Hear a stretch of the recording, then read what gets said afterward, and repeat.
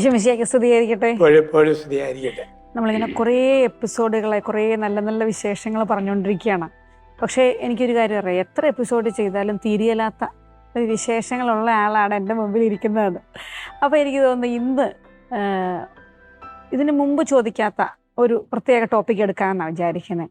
നമുക്കറിയാം, പുതുതായിട്ടൊരു വീട് പണിയണമെങ്കിൽ ആദ്യം നമ്മൾ ഓർക്കുക TV എവിടെ വെക്കണം, അല്ലേ? ഒരു മൊബൈൽ വാങ്ങിക്കുകയാണെങ്കിൽ എത്ര നെറ്റ് ചാർജ് ചെയ്യാം, എത്ര GB, എത്ര സ്പീഡ്, ഇതൊക്കെയാണ് നമ്മുടെ ചിന്ത. ഇപ്പോൾ ഒരു പുതിയ സിനിമ ഇറങ്ങി അത് എപ്പോൾ കാണണം, റിലീസ് ഡേ കാണാൻ പറ്റിയ അത്ര നല്ലത്. സത്യത്തിൽ ഇതൊക്കെ നമ്മുടെ ജീവിതത്തെ എത്രത്തോളം സ്വാധീനിക്കും, നമ്മുടെ ചിന്തകളെ എത്രത്തോളം സ്വാധീനിക്കുന്നു വെച്ചാൽ ഒരുപാട് സ്വാധീനിക്കുന്നുണ്ട്, കുഞ്ഞ് വെച്ച് തൊട്ട് വലുത് വരെ. പക്ഷെ പണ്ടത്തെ കുടുംബങ്ങളിൽ ഇങ്ങനത്തെ ഒരു കാര്യങ്ങളും ഇല്ലായിരുന്നു. അപ്പം അതിൻ്റെതായ നന്മകളുണ്ടാവാം, തിന്മകളുണ്ടാവാം. അപ്പോൾ എനിക്ക് തോന്നുന്നു ഒരു മാധ്യമ ലോകത്തിൻ്റെ അത് നമ്മളിലുണ്ടാക്കുന്ന, നമ്മുടെ ചിന്തകളിലുണ്ടാക്കുന്ന മാറ്റങ്ങളെക്കുറിച്ചൊക്കെ അച്ഛന് ഒത്തിരി രസകരമായിട്ട് പറയാൻ കാണും. അപ്പോൾ അതങ്ങ് തുടങ്ങിയാലോ ഇന്ന്? ശരിയാണ്. സോഷ്യൽ മീഡിയ മനുഷ്യൻ്റെ ചിന്തകളെ ഒരുപാട് സ്വാധീനിക്കുന്ന ലോകത്തിലാണ് നമ്മൾ കഴിയുക.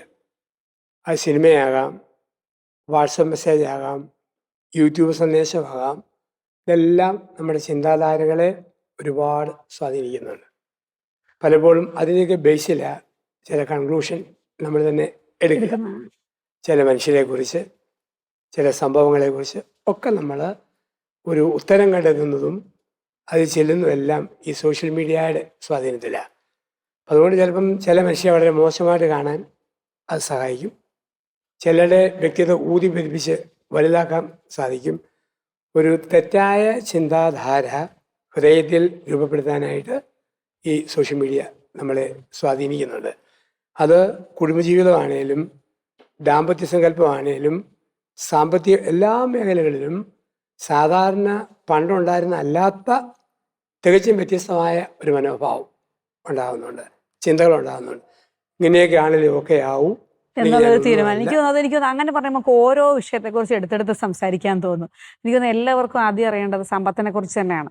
പണ്ട് ദാരിദ്ര്യമില്ലാതെ ഒന്നും ഒരു ജീവിതവും കടന്നു പോയിട്ടില്ല. കാരണം നമ്മൾ ബൈബിളിൽ തൊട്ട് പ്രതിജ്ഞ എടുക്കുമ്പോൾ തന്നെ സമ്പത്തിലും ദാരിദ്ര്യത്തിലും ഒരുമിച്ച് ജീവിച്ചോളാം എന്നാണല്ലോ. അപ്പോൾ സമ്പത്തുണ്ടെങ്കിൽ ഒരു ദാരിദ്ര്യം ഉണ്ടാവും.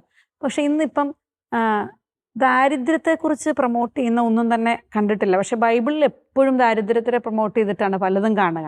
പക്ഷെ സമ്പത്തുണ്ടെങ്കിലേ നമ്മൾക്ക്, അല്ലെങ്കിൽ സമ്പത്തുള്ളവർ ഭാഗ്യവാന്മാർ എന്നുള്ള സ്റ്റേറ്റ്മെന്റ് ആണ് മീഡിയ എല്ലാം നമുക്ക് നൽകുന്നത്. അച്ഛൻ അതിനെക്കുറിച്ചുള്ള ഒരു ഇതെന്താ? അതിനകത്ത് വരുന്ന ഒരു പ്രശ്നം, ഇന്ന് സുവിശേഷം പ്രസംഗിക്കുന്ന പോലും സാമ്പത്തിക സമൃദ്ധി വരാൻ വേണ്ടി ദൈവത്തിലേക്ക് ചെല്ലുക എന്ന് പറയുന്നവരാ. ഞാൻ അങ്ങനെ ചെയ്തപ്പോൾ എൻ്റെ കടബാധ്യത വീടി, ഞാൻ ഇങ്ങനെ ചെയ്തപ്പോൾ ഓർക്കാത്ത പണം അക്കൗണ്ടിലേക്ക് വന്നു, ഞാൻ അങ്ങനെ ചെയ്തപ്പോഴത്തേക്ക് അന്ന് വരെ അടഞ്ഞു കിടന്ന എല്ലാ സാമ്പത്തിക ഉറവിടങ്ങളും തുറക്കപ്പെട്ടു. ആ രീതിയിൽ ഒരു മെസ്സേജ് ഇന്ന് സോഷ്യൽ മീഡിയയിലും ചെല്ലെങ്കിലും ഒക്കെ കൊടുക്കുന്നുണ്ട്.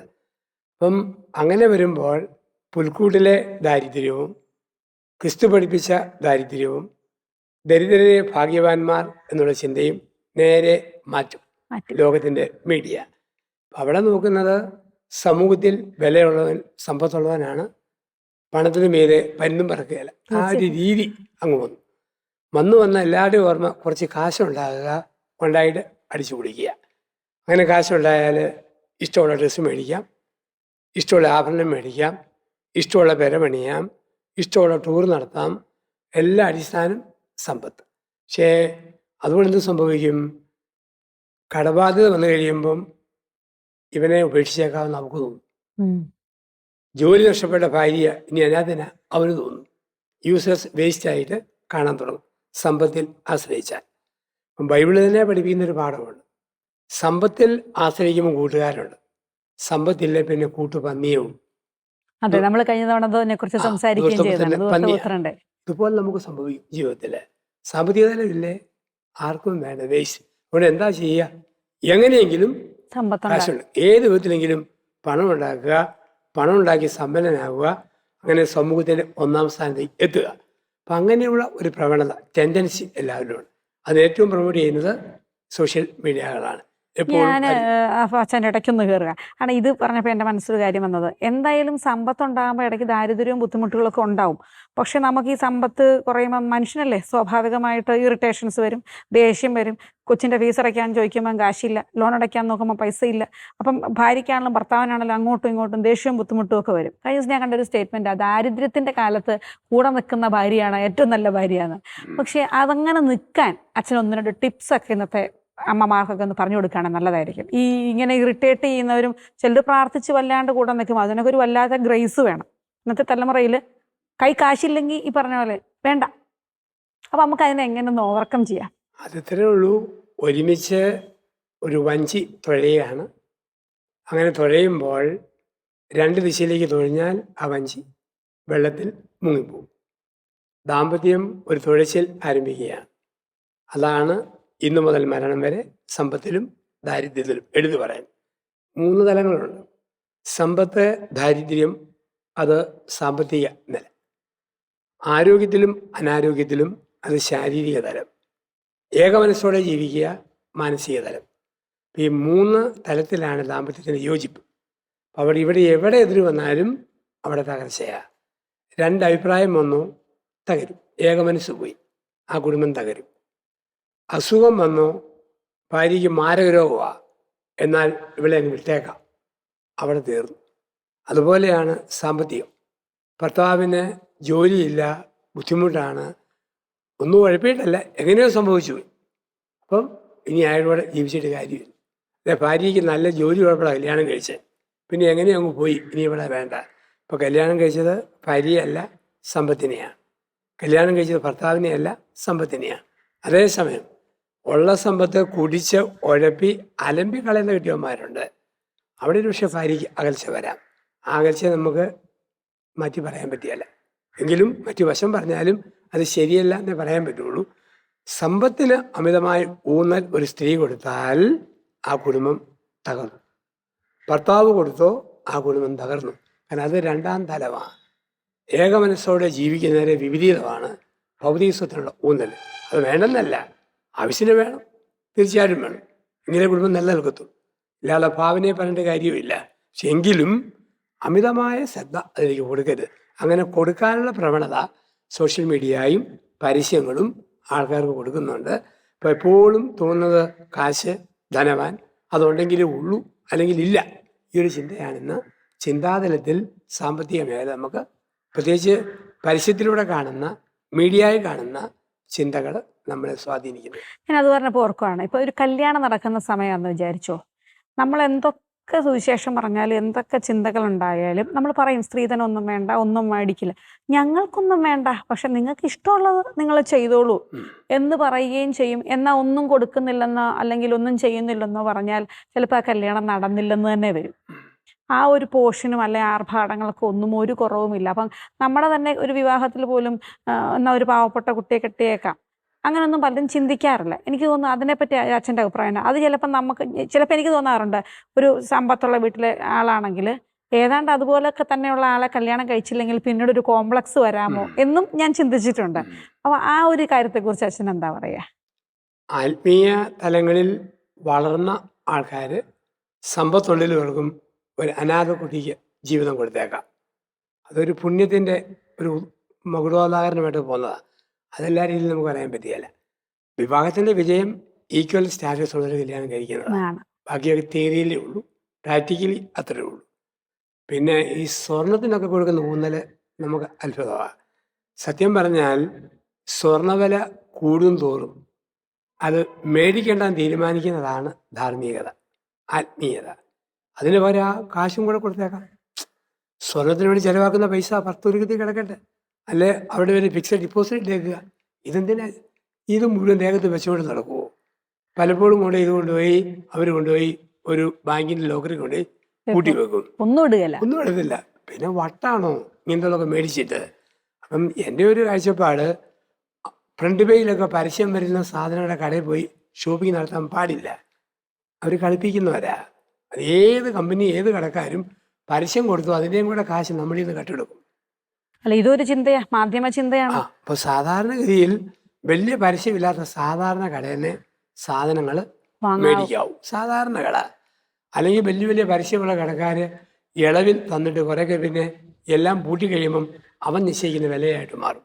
അങ്ങനെ വഞ്ചന ലോകത്ത് നടപ്പാണ്. ഒത്തിരി ഇന്ന സീസണിൽ സ്പെഷ്യൽ ഓഫർ സ്വർണത്തിൻ്റെ ചുമ്മാ കള്ളത്തരും. ഭയങ്കരമായ വില കിട്ടിയിട്ട് പൈസ ഇപ്പം പറയുക 5000 സാരി ഞങ്ങൾ 3000 കൊടുക്കുന്നതാണ്, 2000 കിഴിവ്.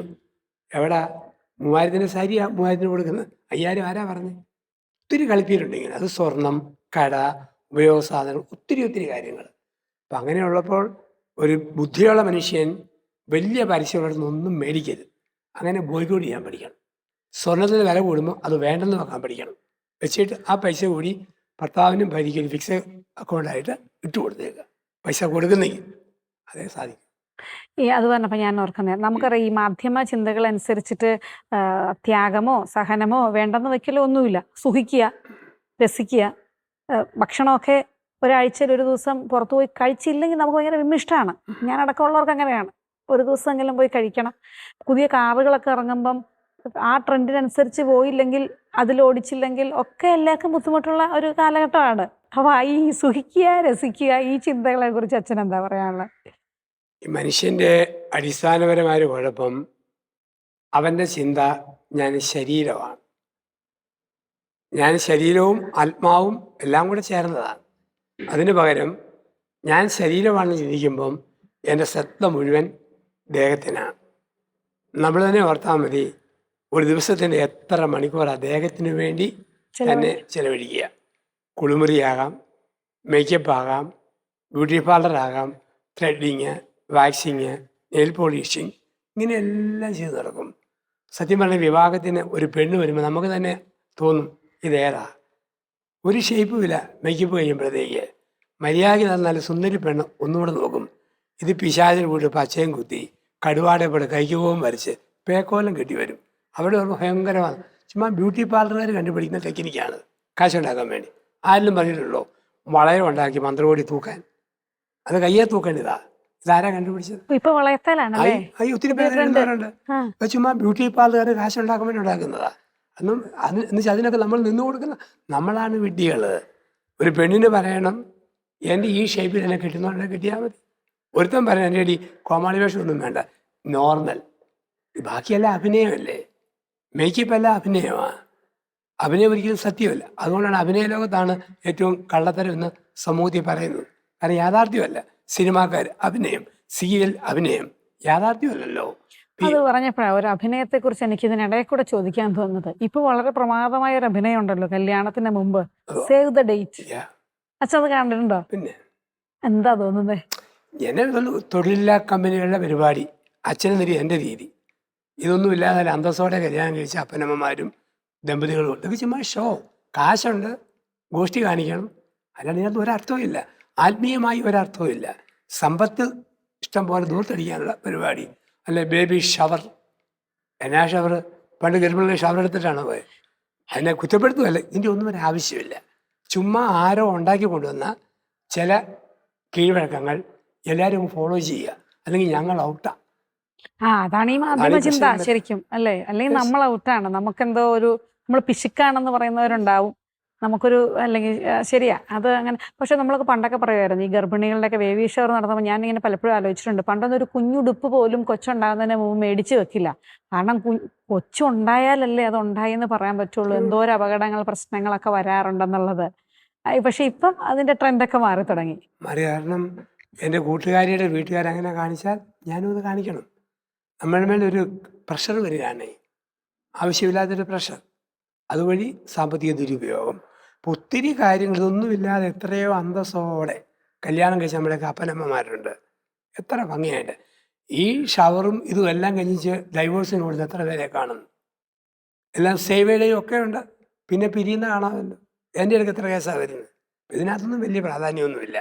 അതൊക്കെ ഒരു സോഷ്യൽ സ്റ്റാറ്റസിൽ കാശുള്ളവരെ ദൂർത്തടിക്കാനുള്ള ഒരു വേദി എന്നതിലുപരിയായിട്ട് ഒരു കുടുംബത്തിൻ്റെ ബലത്തിനോ ധാർമ്മികത ഇതൊന്നും സഹായ ഘടകങ്ങളല്ല. ചെയ്യുന്നവരെ കുറ്റപ്പെടുത്തുമല്ല, പക്ഷെ ആവശ്യമല്ല, അനാവശ്യമാണ്. ഞാനിങ്ങനെ ഓർക്കാറുണ്ട്, ഈ നമ്മൾ ഇപ്പോൾ കല്യാണം വന്നു, അല്ലെങ്കിൽ ഒരു മാമോദിസ വന്നു, ആദ്യ കുർബാന വന്നു, നമ്മൾ ആദ്യം ചർച്ച ചെയ്യുന്നത് കോസ്റ്റ്യൂമിനെ പറ്റിയാണ്. പണ്ടൊക്കെ ആണെങ്കിൽ കുറച്ചും കൂടെ ആത്മീയമായിട്ട് ഒരുങ്ങുന്നതിനെ പറ്റി, പ്രാർത്ഥിച്ചൊരുങ്ങുന്നതിനെ പറ്റി, ധ്യാനം കൂടുന്നതിനെ പറ്റി അങ്ങനെയൊക്കെ ആലോചിച്ചിരുന്നൊരു കാലം ഉണ്ടായിരുന്നു. ഇപ്പോഴും ചെയ്യുന്നവരുണ്ടാകുമായിരിക്കും. ഇല്ലെങ്കിലും കോസ്റ്റ്യൂംസും കാര്യങ്ങളൊക്കെയാണ് ആദ്യം. ഇപ്പം ഒരു ഫങ്ഷൻ നടക്കുമ്പോൾ പോലും ഫോട്ടോഗ്രാഫറാണല്ലോ പലപ്പോഴും നമ്മുടെ പല കാര്യങ്ങളും ഡിസൈഡ് ചെയ്തത്. സ്തുതി കൊടുക്കണേ പോലും ഏത് ആംഗിളിൽ നിൽക്കണമെന്നൊക്കെ ഉള്ളത്. അപ്പോൾ ശരിക്കും നമ്മുടെ ഒരു നാച്ചുറാലിറ്റി പോവില്ലേ ഇങ്ങനെ വരുമ്പോൾ? വളരെ ആത്മീയതയുടെ തലങ്ങളൊക്കെ ഒത്തിരി മാറിപ്പോണില്ലേ? ഭൗതികത വരുന്നു, അല്ലെങ്കിൽ ഉപരി ദൈവം തന്ന ഈ പ്രാപഞ്ചിക ഭംഗി പോകും. നമുക്കൊരു ഭംഗി ദേഹത്ത് വെച്ചിട്ടുണ്ട്, അത് മേക്കപ്പ് കളയുവാണ്. അതേസമയത്ത് മിനിമം വേണം, അത് വേണ്ടെന്നും പറയുന്നില്ല, പണ്ടത്തെ കാലമല്ല. പക്ഷെ വെറൈറ്റി കണ്ടുപിടിച്ച് ദേഹത്ത് തന്നെ ഏച്ചി കിട്ടുന്ന പരിപാടി അത് വേണമെന്ന് ബുദ്ധിമതികളായ യുവതികൾ തീരുമാനിക്കണം. ഇത് മതിയോ? ചിലപ്പോൾ എല്ലാ വിരലിലും മോതിരം ഇട്ടിട്ട് കെട്ടിയോണ്ട് ഇടാൻ വേണ്ടി എക്സ്ട്രാ വിരൽ ഫിറ്റ് ചെയ്യേണ്ടി വരും. ചിലപ്പോൾ എന്തൊരു ബഹളമാണ്, മോതിരം ഇടാനുള്ള ഇടയില്ല. അതേസമയത്ത് ഈ കുടുംബത്തിലാണെങ്കിലും അപ്പനമ്മമാർ പരിശീലിപ്പിക്കണം. ഈ മേക്കപ്പ് മാത്രമല്ല, ഒരു മന്ത്രോടി എങ്ങനെ തലയിൽ ഇടണം, എങ്ങനെ മോതിരം ഇടണം, ഇങ്ങനെയുള്ള പ്രായോഗികമൊന്നുമില്ല. ചുമ്മാ കുറേ മൃഗീയമായ പ്രാകൃതമായ കുറേ ഗോഷ്ഠികൾ മാത്രം. അത് വിവാഹത്തിൻ്റെ അനുഗ്രഹം ഇല്ലാതാക്കും. അല്ലെങ്കിൽ കൂടുതൽ പ്രാർത്ഥനാന്തരീക്ഷവും ഒരു അനുഗ്രഹമൊക്കെ ഉണ്ടാവും. ഇതെല്ലാവർക്കും തന്നെ ഒരു കാഴ്ചയാണ്, ഏതാണ് ഒരു കാഴ്ച. അപ്പം അതിൻ്റെ ഒരു അനാവശ്യമായത് ആവശ്യമില്ല. ആവശ്യമുള്ളത് ഓക്കെ, ഞാനിവിടെ പറയുന്നുമില്ല. ഈ മാത്രമല്ല, ഈ കോസ്റ്റ്യൂംസിനൊക്കെ ഞാൻ എപ്പോഴും ഓർക്കാറുണ്ട്, വിവാഹത്തിൻ്റെ ഇപ്പോൾ അന്നിടുന്ന ഗൗണ്, അതിനിടുന്ന സ്യൂട്ട്, അല്ലെങ്കിൽ ഓരോ ഒന്ന് ഉപയോഗിക്കുന്ന കാര്യങ്ങൾ പിന്നീട് ഒരിക്കൽ പോലും നമുക്ക് ഉപയോഗിക്കാൻ പറ്റില്ല, ഒറ്റ തവണത്തേക്കാണ്. പക്ഷെ ഒരു 10,000 രൂപ കുറഞ്ഞുള്ള ഒരു ഡ്രസ്സും ഇന്ന് ആരും ധരിക്കാറില്ല. അപ്പോൾ അതൊക്കെ ശരിക്കും ആരിതിനൊക്കെ നോ പറയും എന്നുള്ളത് ഒരു വലിയ ക്വസ്റ്റ്യൻ മാർക്കാണ്. എനിക്കൊന്ന് സഭയിലാണ് അത് ഏറ്റവും കൂടുതൽ. അത് സഭയിൽ നോ പറഞ്ഞാലും അത് സമ്മതിക്കത്തില്ല. ഇന്ന് വ്യക്തികളുടെ സ്വാതന്ത്ര്യമുണ്ട് ഈ കാര്യങ്ങളിൽ. ഒരു റേഞ്ചിലേ ഉള്ളൂ നമുക്ക് അരുതെന്ന് പറയാൻ പറ്റുള്ളൂ. ബാക്കി പലതും ഒരു പറയും, എനിക്കൊരു പെണ്ണേ ഉള്ളൂ, എൻ്റെ സൗകര്യം പോലെ ഞാനങ്ങ് ചെയ്യും എന്ന് പറഞ്ഞാൽ പിന്നെ നോ പറയാനുള്ള സാധ്യതയുടെ വാതിൽ അവിടെ അങ്ങ് അടഞ്ഞു. ഇന്നത്തെ ലോകം കാരണം ഒന്നേ ഉള്ളൂ, മാക്സിമം അതിനുവേണ്ടി നേടുന്നതും എങ്ങനെയും കൊടുത്തു തീർക്കണ്ടേ. ഈ ആവേശത്തിൽ ചെയ്യുന്നതാണ്. പക്ഷെ അത് ഒരു പെണ്ണാണ് തീരുമാനിക്കുന്നത്. എൻ്റെ അഭിപ്രായം, ഒരു കെട്ടിക്കാൻ പോകുന്ന യുവതി പറയണം, എനിക്ക് ഇത്രയും മതി, ഇതിനപ്പുറം എനിക്ക് താല്പര്യമില്ല എന്ന് പറയണം. നട്ടലുള്ള ഒരു യുവതി ഉണ്ടാകണം, അതുപോലെ നട്ടലുള്ള ചെറുക്കനും ഉണ്ടാകണം. നമ്മൾ ഇങ്ങനെയൊക്കെയാണ് ചെയ്യുന്നത് പറഞ്ഞാൽ വല്ലത് മതി എന്ന് പറയണം. സമ്പത്ത് പിന്നെ ഉപയോഗിക്കാമല്ലോ ഏതെല്ലാം വിധങ്ങളിൽ. എന്തിനാ വെറുതെ വേസ്റ്റിനായിട്ട് ഇത് ഉപയോഗിക്കുന്നത്? അതൊരു നല്ല ആത്മീയത പഠിത്തമുള്ള യുവതി എന്ന് പറയുന്നത്. ഇപ്പം യുവതികളൊക്കെ സംഘടിച്ചാൽ എന്തെല്ലാം നടത്താൻ പറ്റുമെന്നല്ല ഇപ്പം സോഷ്യൽ മീഡിയ കാണുന്നത്. ഈ അഭിനയത്തിൽ മാത്രമല്ല, ജീവിതത്തിലും ഇങ്ങനെയുള്ള ചില മൂവ്മെൻറ്റ് സ്ത്രീകളിൽ നിന്നുണ്ടാകണം. അങ്ങനെ ഉണ്ടായാൽ ആവശ്യമില്ലാത്ത പല അനാചാരങ്ങളും നമുക്ക് തുടച്ചിരിക്കാനായിട്ട് പറ്റും. ഈ മാധ്യമ ചിന്തകൾ ഒരു 75% സ്ത്രീകളെ വെച്ചും സ്ത്രീകളെ സ്വാധീനിച്ചും ഒക്കെയാണല്ലോ പോകുന്നത്. ഒരു 25% എനിക്ക് തോന്നുന്നുള്ളൂ പുരുഷന്മാരെ ഉള്ളത്. എനിക്ക് തോന്നുന്നു പുരുഷന്മാരെ ഏറെ സ്വാധീനിക്കുന്ന മറ്റൊരു ഘടകം സിനിമയായിരിക്കും. ഇപ്പം കർത്താവ് പറഞ്ഞേക്കുന്നത് തിന്മയെ നന്മ കൊണ്ട് ജയിക്കാനാണെങ്കിൽ സിനിമയിൽ കാണുന്നത് മുഴുവൻ പ്രതികാരം അല്ലേ, റിവഞ്ചാണ്. എങ്ങനെ നന്നായിട്ട് തിന്മ കൊണ്ട് ജയിക്കുക എന്ന് തന്നെയാണ് ഇപ്പോഴത്തെ സത്യം പറഞ്ഞു കഴിഞ്ഞാൽ. ഫാമിലി ആയിട്ട് നമ്മൾ സെൻസർ ചെയ്ത് വേണം പടം കാണാൻ പോകാൻ. എല്ലാത്തിൻ്റെയും കൂടെ ഒരു മിക്സ് ആയിരിക്കുമല്ലോ. അപ്പോൾ എല്ലാം വളരെ പോസിറ്റീവ് ഒന്നും ആയിരിക്കില്ല, പക്ഷെ എല്ലാം ഇപ്പം സമൂഹത്തിലുണ്ട്, കുട്ടികൾ കാണട്ടെ എന്നൊക്കെ പറഞ്ഞ് എത്ര പോസിറ്റീവായിട്ട് ഒരു പടം കാണാൻ പോയാലും കുറച്ച് കഴിയുമ്പോൾ ആകെപ്പാടെ അങ്ങോട്ടും ഇങ്ങോട്ടും നോക്കേണ്ട ഒരവസ്ഥയാണ്. കൊച്ചുങ്ങൾ അടുത്തിരിക്കുന്നു, ചില സീനുകളും കാര്യങ്ങളൊക്കെ വരുമ്പോൾ നമുക്ക് ബുദ്ധിമുട്ടുണ്ടാക്കാറുണ്ട്. ഈ കൊലപാതകവും കൊലയൊക്കെ ഇട്ട് പോകുമ്പോൾ ചിലപ്പോൾ കൊച്ചു കുട്ടികളെ കൊണ്ടുപോകുമ്പോൾ ഇതിന് വരണ്ടായിരുന്നു. അപ്പോൾ ഇതിനെക്കുറിച്ചൊക്കെ അച്ഛൻ എന്നാ പറയാനുള്ളത്? ഈ സിനിമയുടെ ഒരു ഇൻഫ്ലുവൻസ്, അപ്പോൾ തിന്മ കൊണ്ട് ജയിക്കുക എന്നുള്ള ഒരു കൺസെപ്റ്റ് ശരിക്കും പോകുന്നുണ്ട്. അത് മനുഷ്യൻ്റെ ഒരു മനഃശാസ്ത്രം, ഒരു തിന്മ ചെയ്ത ഒരുത്തനെ നന്മയുടെ മനുഷ്യൻ തകർക്കണം, എന്നാലും തിയേറ്ററിൽ കൈയടി ഉണ്ടാവും. അങ്ങനെയായി ആരംഭകാലം മുതൽ ആ കോൺസെപ്റ്റ് അങ്ങനെയായി. ഒരുത്തൻ വന്നു ഒരാളെ കൊന്നു, ഇപ്പം കൊന്നവന് മാപ്പ് കൊടുത്തുകൊണ്ട് ഒരു പുതുജീവിതം ആരംഭിക്കാമെന്നും പറഞ്ഞ് റാണി മരിയയുടെയൊക്കെ ഘാതകനോട് ചെയ്തതുപോലെ അങ്ങനെ പറഞ്ഞാൽ ഇന്ന് പൊതുസമൂഹത്തിൽ ഔട്ടാവും. അപ്പം ആ പടമൊക്കെ വിജയിക്കാൻ കാരണം മറ്റൊരു ക്രിസ്തീയ ആധ്യാത്മികതയിൽ ആൾക്കാർ ഇതിനെ ഒത്തിരി പേര് കണ്ടതുകൊണ്ടാണ്. അല്ലെങ്കിൽ വില്ലൻ തീരണം. ഇപ്പം നായകൻ പ്രതിനായകനെ നേരിടാൻ പോകുന്നത് കാണുമ്പോൾ തന്നെ ആവേശമായി. ആവേശത്തിലാണ് അത് കാണുക. പെങ്ങളെ നശിപ്പിച്ചവനെ കൊല്ലുന്ന ആങ്ങളെ ഉണ്ടെങ്കിൽ ഇഷ്ടമാണ്. അവന് മാപ്പ് കൊടുക്കുന്ന ഒരു ആങ്ങളെ സിനിമാ ലോകം തള്ളിക്കളയും. അതുകൊണ്ടാണ് നായകൻ കൊല്ലപ്പെട്ടാൽ ആ പടവും പരാജയപ്പെടും. നായകൻ കൊല്ലപ്പെടാൻ പാടില്ല. അവനെന്നും അതിജീവിക്കുന്ന ഒരു ആരോഗ്യതയുടെ കാത്തരനായിട്ട് എന്നും നിൽക്കണം. അപ്പം ഇങ്ങനെയുള്ളൊരു പ്രശ്നം വന്ന് എന്ത് സംഭവിച്ചു? നമ്മുടെയൊക്കെ ഓർമ്മ വൈരാഗ്യവും വാശിയും തീർക്കണം. വാശി തീർക്കണം, ക്ഷമയല്ല, വാശി തീർക്കണം. പണ്ട് ബൈബിളിൽ ഒരു വാക്കുണ്ടായിരുന്നു, കണ്ണിന് പകരം കണ്ണ്, പല്ലിന് പകരം പല്ല്. ഹമറാബി എന്ന ഒരു വിജാതീയ ഭരണാധികാരിയുടെ ഒരു നിയമമായിരുന്നു. അപ്പം അതാ നമുക്ക് ഇന്നതാണ്, എൻ്റെ കരണത്തടിച്ചാൽ അവിടെ തിരിച്ചടിക്കും. ഒരു സിനിമയില്ലേ, അടി കൊടുക്കാതെ ഞാൻ ചെരുപ്പിടിക്കല എന്ന് പറയുന്നത് മഹേഷിന്റെ പ്രതികാരം. അത് വേറൊരു വശം. അപ്പം പല രീതിയിലാണേലും എങ്ങനെയെങ്കിലും തകർക്കണം. അപ്പം അത് എല്ലായിടത്തും വന്നിട്ടുണ്ട്, എല്ലാവരിലും വന്നിട്ടുണ്ട്. അത് കുടുംബത്തിലാണേലും എന്നെ കൊച്ചാക്കിയ, എന്നെ ചെറുതാക്കിയ കെട്ടിയവനോട് എനിക്ക് പ്രതികാരം ചെയ്യണം. എന്നെ ആക്ഷേപിച്ച, എനിക്ക് വില തരാത്ത എൻ്റെ ഭാര്യയോട് എനിക്ക് പ്രതികാരം ചെയ്യണം. ഈ ചിന്ത. അല്ലെ എന്നെ അനുസരിക്കാത്ത മോൻ്റെ ഭാര്യയോട് വാശി, എന്നെ ആദരിക്കാത്ത ഭർത്താവിൻ്റെ അമ്മയോട് വാശി, എന്നെ ശരിക്കും ഉൾക്കൊള്ളാത്ത ഭർത്താവിൻ്റെ പെങ്ങന്മാരോട് വാശി, ആങ്ങളെ കേട്ട പെണ്ണുങ്ങളോട് വാശി, തിന്മയ്ക്ക് പകരം തിന്മ. ഇത് നമ്മുടെ സന്ധ്യാ സീരിയലുകളിൽ പലപ്പോഴും ഉള്ളതാണ്. സീരിയൽ കാണുമ്പം ഇങ്ങനത്തുള്ള ആശയങ്ങളാണ് കൂടുതലും നമ്മൾ കാണുക. വാശി തീർക്കുക, വൈരാഗ്യം തീർക്കുക. ഇത് കണ്ടുപോകുമല്ല, നമ്മുടെ ഉള്ളിൻ്റെ ഉള്ളറകളിൽ അത് ഉറഞ്ഞു കൂടുകയും പിന്നീട് വാക്കിലും സംസാരത്തിലും പ്രവൃത്തിയിലുമല്ല ഇതൊരു ക്യാരക്ടറായിട്ട് നമ്മൾ മാറുകയും ചെയ്യുന്നു. പക്ഷെ പലപ്പോഴും നമുക്ക് ശാന്തമായി ചിന്തിക്കുമ്പോൾ അറിയാം ഇതരുത്, ഇത് ശരിയല്ല എന്നറിയാം. പക്ഷെ ഇന്ന് മനുഷ്യൻ്റെ മനസാക്ഷിയിൽ ഈ ഒരു ചിന്താധാര അങ്ങ് ശരിക്കും ബലപ്പെട്ടു. കാരണം നമ്മുടെ സിനിമയുടെ തന്നെ ഒരു 60 വർഷത്തെ മലയാള സിനിമാ പാരമ്പര്യമോ അതിലധികമുള്ള ഹിന്ദി പാരമ്പര്യമോ അല്ലെ നമുക്കറിയാം ഹോളിവുഡ് പാരമ്പര്യമോ ഒക്കെ എടുത്താലും ഈ വാശി തീർക്കുന്ന നായകനാണ് എവിടെയും വിജയിക്കുക. അങ്ങനെ പടവും വിജയിക്കുക. പിന്നെ അടുത്ത കാലത്തൊക്കെ ചില പടം എന്ത് ഇടി മാത്രം, ഇടിയല്ലേ ഉള്ളൂ, ഭയങ്കര ഇടി, ഒരു കഥയില്ല, ചുമ്മാ ഇടിക്കുക. അത് കാണുമ്പോൾ യുവജനങ്ങൾ അതിന് ഭയങ്കര കൈയടിക്കുക. അത് തെറ്റാ മക്കളെന്ന് അവരോട് പറയാൻ പറ്റില്ല. കാരണം അവർ വളർന്നു വരുന്ന സാഹചര്യത്തിൽ അവരെ സ്വാധീനിച്ച മേഖല അങ്ങനെ. ഭയങ്കര പ്രായമുള്ള നടന്മാർ പോലും ഇടിനായകനായിട്ട് വരുമ്പോഴാണ് കയ്യടിയും ആ പടത്തിൻ്റെ വിജയമൊക്കെ കാണുക. ഞാൻ പലപ്പോഴും ഓർക്കാറുണ്ട്, നല്ല അഭിനയ ചാതുര്യമുള്ള നടന്മാർ പ്രായത്തിനനുസരിച്ചുള്ള റോള് മാറ്റി എടുക്കണം. അതിന് ഇന്നും ഇടി ചാട്ടമായിട്ട് പോയാൽ അത് ചിലർക്കത് തോന്നുന്നത് എന്തോ അങ്ങനെ ഇപ്പോഴും കാണിക്കുന്നത്. പക്ഷേ യുവജനങ്ങൾക്ക് ഇന്നും എത്ര പ്രായമായാലും ഇടിക്കണം, അടിക്കണം. അങ്ങനെയുള്ളവർക്ക് ഒരു സ്ഥാനം എന്ന് കൊടുക്കത്തുള്ളൂ. ഈ ഒരു പ്രതികാര ചിന്ത, തിന്മയെ തിന്മ കൊണ്ട് അമർച്ച ചെയ്യുക എന്നുള്ള ചിന്ത മാധ്യമ ലോകത്ത് നമ്മളിലേക്ക് കടന്നു വന്നതാണ്. ഇപ്പോൾ സമ്പത്തിലെന്ന പോലെ, കുടുംബത്തിലെന്ന പോലെ ഈ ആറ്റിറ്റ്യൂഡിലും ഈ ചിന്ത അത് അല്ലാത്തവൻ വെറും പൊട്ടൻ. നമ്മൾ പറയും മനുഷ്യ നീ മണ്ണാവും, ചിലവർ നീ മണ്ണുണ്ണിയാണ്, നിനക്കൊരു കഴിവില്ല. ആ കമൻറ്റ് കേൾക്കും. അത് കേൾക്കാതിരിക്കാൻ വാശി. എനിക്ക് തോന്നുന്നു ഈ വിഷയം എങ്ങും അവസാനിക്കില്ലാത്തൊരു വിഷയമാണ്. ഇന്നത്തെ നമ്മുടെ എപ്പിസോഡിന്റെ സമയം അവസാനിച്ചു എന്നുള്ളതാണ് ആദ്യത്തെ കാര്യം. അപ്പോൾ എനിക്ക് തോന്നുന്നു ഈ ഒരു ടോപ്പിക്ക് നമുക്ക് അടുത്ത എപ്പിസോഡിലും തുടരണം. ഇനിയുണ്ട് ഒരുപാട് പോയിന്റുകൾ എനിക്ക് ചോദിക്കാനും അച്ഛന് പറയാനും ഒക്കെ ആയിട്ട്. നമുക്കപ്പോൾ അടുത്ത എപ്പിസോഡിൽ കാണാം. Thank you.